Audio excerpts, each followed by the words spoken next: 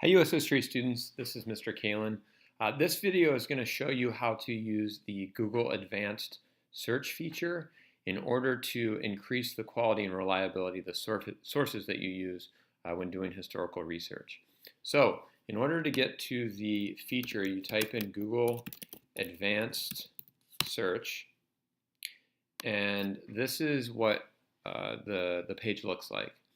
The most important part of this page is this line right here that says site or domain. What I'd like you to do when you're doing your research is primarily for right now using three major domains: edu, org, or gov. Now what does that mean? It means that if I type in up here, if I type in John Brown, and down here I type edu, and I click enter advanced search, the only websites that come up right now are .edu websites, which means they're affiliated with an educational institution. That is going to increase the reliability of their research. It's not guaranteed to be reliable, but it will be significantly, most likely, more reliable than a .com or a commercial website.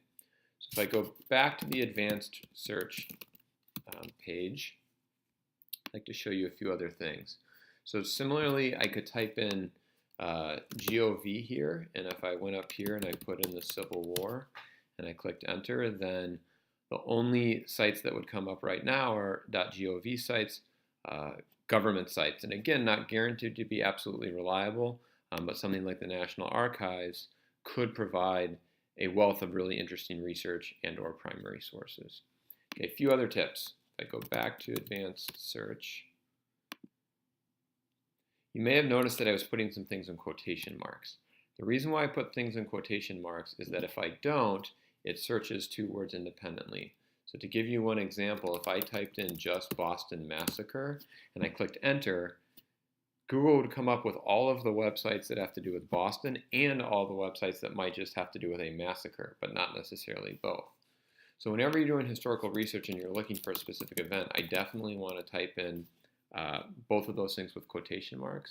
And then once again, to show you this down here, if I type in edu and I click advanced search, there we go, and everything is about the Boston Massacre. I make sure that that phrase remains the same. Okay, last tip.